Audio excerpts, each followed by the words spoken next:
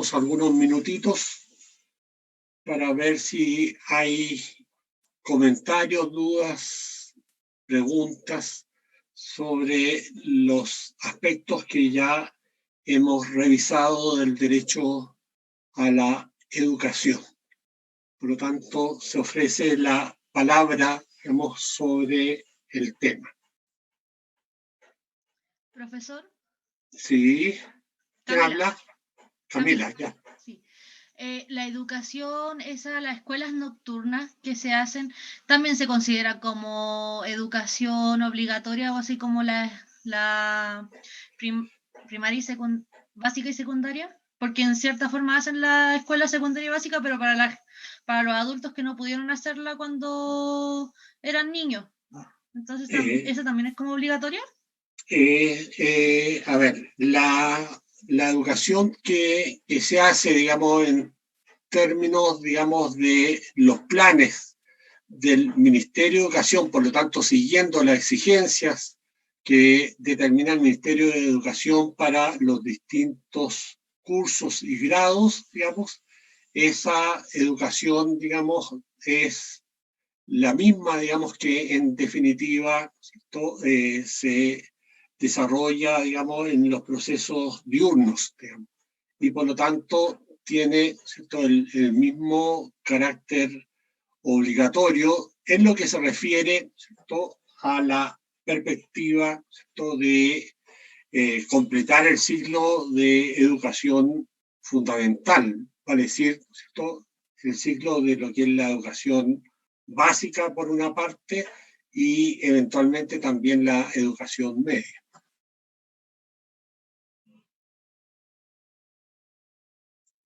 Gracias, profesor. De nada. ¿Alguien más tiene alguna consulta, duda, pregunta?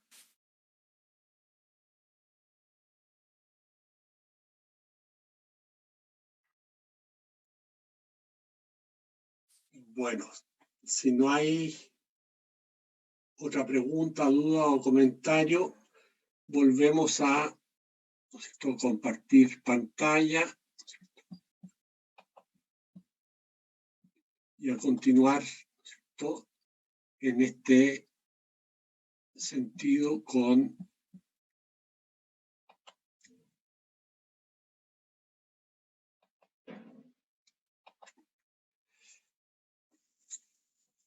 bien, estábamos, ¿cierto?, desarrollando los valores que debe tener, ¿cierto?, la educación superior y por lo tanto desarrollamos todos los valores que establece la ley, digamos, en su versión del año 2018. Veamos que en esta misma ley también, ¿cierto?, el artículo 3º de ella, ¿cierto?, conceptualiza lo que es la universidad en el inciso 1 de este artículo 3º. Y dice que las universidades son instituciones de educación superior cuya misión es el cultivo de las ciencias, las humanidades, las artes y las tecnologías, como también crear, preservar y transmitir conocimientos, ¿cierto?, y a su vez, ¿cierto?, el desarrollo, ¿cierto?, de sus graduados y profesionales, correspondiendo a las universidades, ¿cierto?, el desarrollo de la cultura y la satisfacción de los intereses y necesidades del país y sus regiones. Estas cumplen, a su vez, con su tarea a través de la realización de las acciones de docencia, de investigación, de creación, de innovación y de vinculación con el medio. Señalemos al mismo tiempo que dentro del ámbito de la educación superior no solo se encuentran las universidades, sino que también los institutos profesionales. Y así el artículo tercero, inciso segundo, ¿cierto?, de la ley que acabamos de señalar, precisa también la conceptualización de los institutos profesionales como instituciones de educación superior. Estos institutos profesionales, ¿no?, se conceptualizan como instituciones de educación superior cuya misión es la formación de personas capaces de contribuir al desarrollo de los distintos sectores productivos del país, como también crear, preservar y transmitir conocimiento. La misión a través de la realización, ¿cierto?, de estos, ¿cierto?, instituciones de educación superior se realiza a través de la docencia, la innovación y la vinculación con el medio, con un alto grado de pertenencia al territorio donde se emplaza, ¿cierto?, el respectivo institución de educación superior, ¿cierto?, y deben también vincularse con el mundo del trabajo para contribuir al desarrollo de la cultura y a la satisfacción de los intereses y necesidades del país y de su región. Dicha formación se caracteriza por la obtención de los conocimientos, competencias requeridas para participar y desarrollarse en el mundo del trabajo con autonomía en el ejercicio de una profesión o actividad y con capacidad de innovación. A su vez, también existen los centros de formación técnica, que son instituciones de educación superior cuya misión es cultivar las tecnologías, ¿no?, y así también crear, ¿no?, preservar y transmitir conocimientos, ¿no?, de carácter técnico, ser capaces de contribuir al desarrollo de los distintos sectores sociales y productivos del país. Asimismo, les corresponderá contribuir al desarrollo de la comunidad en la satisfacción de intereses y necesidades del país y de las regiones en el ámbito de la tecnología y la técnica, cumpliendo con su misión a través de la realización de la docencia, la innovación y la vinculación con el medio, con pertinencia en el territorio donde se emplazan, si corresponde, y esta formación será de ciclo corto, como lo define en este sentido también la ley. Así, la formación, por lo tanto, de profesionales y técnicos se caracteriza por una orientación hacia la capacidad de desarrollo del pensamiento autónomo y crítico sobre la base del conocimiento y las técnicas particulares de cada disciplina. Los institutos profesionales y centros de formación técnico deben, a su vez, promover la articulación con los distintos niveles y tipos de formación técnico-profesional de acuerdo a lo establecido, ¿cierto?, en la ley y el vincularse a sí mismo con el mundo del trabajo. A su vez, el inciso segundo del artículo 4 de la ley determina los dos subsistemas que integran la educación superior, señalando que uno de ellos, ¿cierto?, es de provisión mixta y se compone del subsistema universitario y el técnico profesional. El subsistema universitario lo integran las universidades estatales creadas por ley,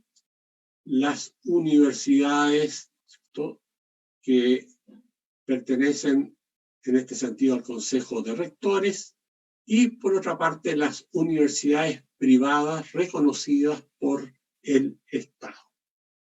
A su vez, el subsistema profesional lo integran los centros de formación técnica estatales y los institutos profesionales, ¿cierto? Y los centros de formación técnica privados que son reconocidos por el Estado, ¿cierto? Por lo tanto, hay dos subsistemas, repetimos, ¿cierto? Uno de carácter universitario y otro de carácter técnico profesional.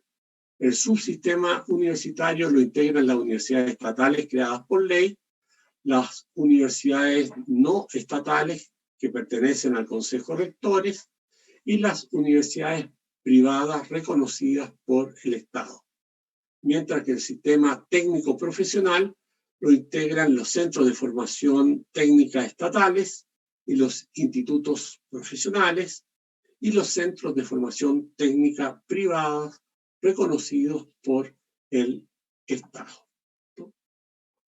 El sistema, a su vez, de educación chileno es un sistema de carácter mixto en que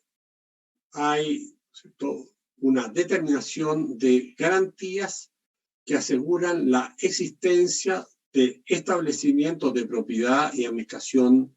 del Estado, ¿cierto?, por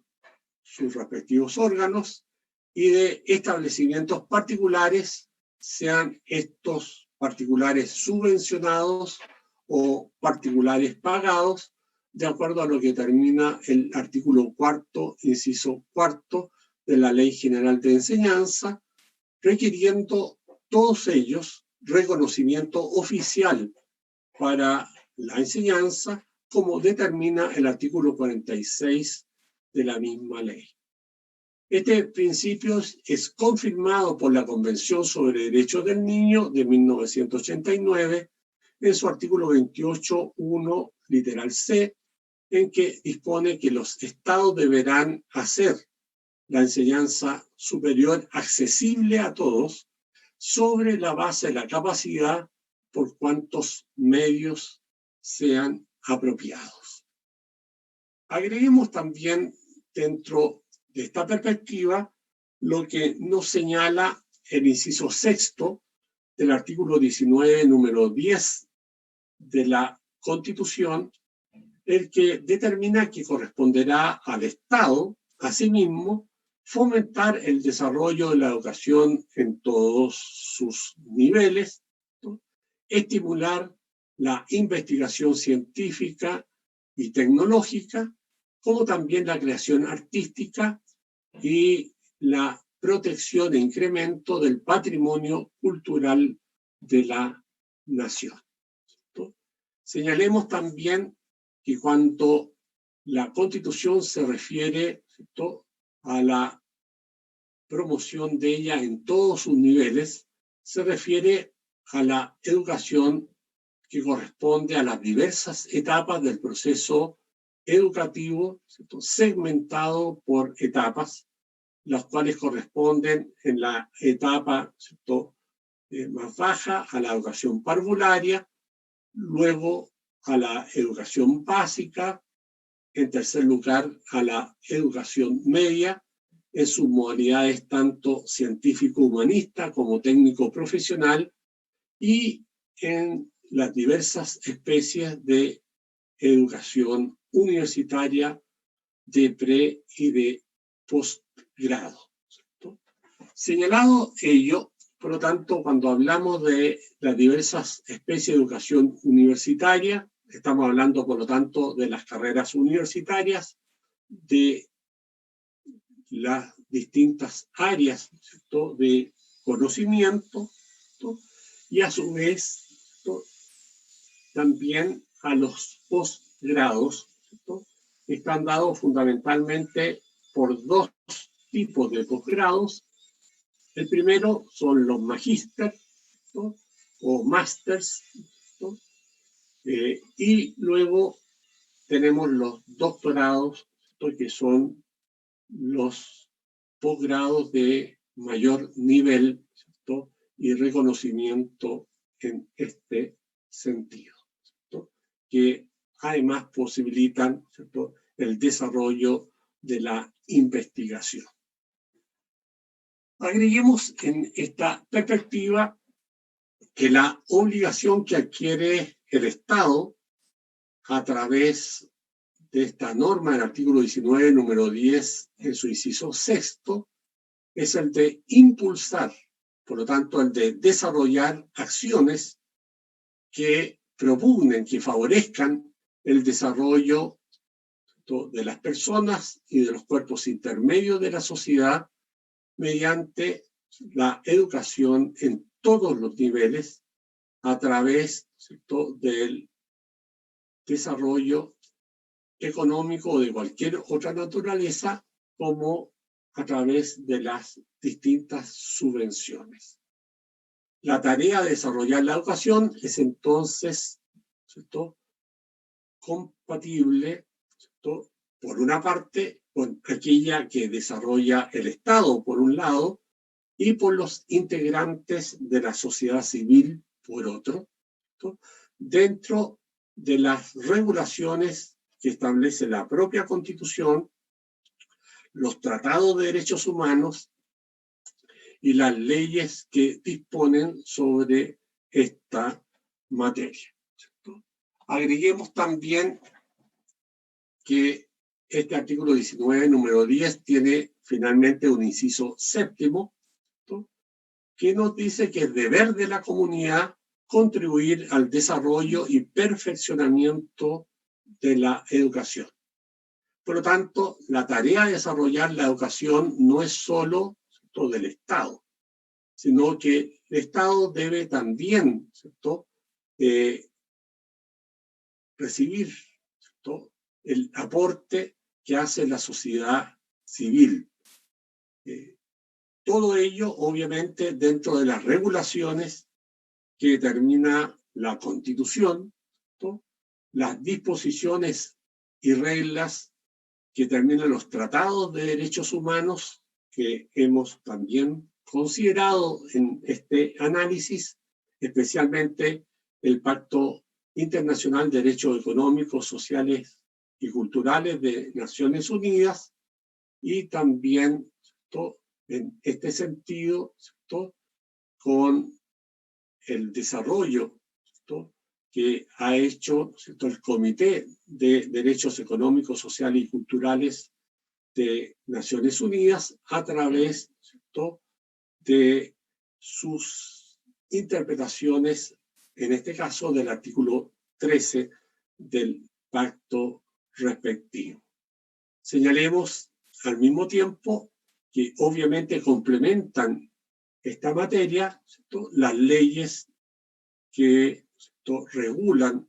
el derecho a la educación, que son de carácter nacional y que son a su vez diversas, digamos, y que van, por lo tanto, configurando este derecho a la educación, obviamente, ¿cierto?, siempre respetando el contenido esencial de este derecho y estableciendo requisitos y condiciones, ¿cierto?, que posibilitan su desarrollo, ¿cierto? Señalemos finalmente, ¿cierto?, y con esto vamos a cerrar, por lo tanto, la sesión de hoy, ¿cierto?, ¿quién es el titular del derecho a la educación? Y tenemos que decir que los titulares del derecho a la educación son quienes tienen el derecho y el deber de educarse, ¿cierto?, que es el educando, el que, dependiendo de su edad, podrá ejercer este derecho directamente o lo deberá, ¿cierto?, desarrollar a través fundamentalmente de los padres o apoderados, como eventualmente los tutores y curadores en el caso en que los padres, ¿cierto?, no se encuentren o no estén, ¿cierto?, para desarrollar esta tarea. Por lo tanto, vamos a quedar, ¿cierto?, aquí, ¿cierto?, en el desarrollo de este derecho a la educación por el día de hoy. Vamos nuevamente a reabrir, ¿cierto?, la posibilidad de dialogar sobre este derecho, ¿cierto? Determinando, por lo tanto, ¿cierto?, si hay nuevamente alguna duda, consulta, ¿cierto?, que queramos desarrollar sobre este derecho a la educación. Se ofrece, por lo tanto, nuevamente la palabra para todo tipo de consultas, dudas o comentarios que quieran hacer sobre este derecho a la educación que hemos analizado, ¿cierto?, en el día de hoy. Se ofrece la palabra.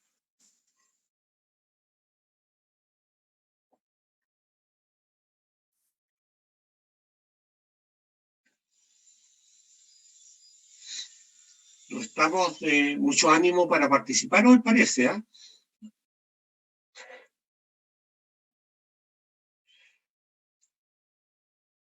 Bueno, vamos, por lo tanto, a cerrar la sesión de hoy. Digamos de inmediato, ¿cierto?, de que la sesión de mañana la dedicaremos al derecho a la salud, que está en el numeral 9 del artículo 19 de la Constitución Política de la República. Que tengan, por lo tanto, una buena tarde y nos vemos mañana nuevamente a las 9:40 para ver el derecho a la protección de la salud.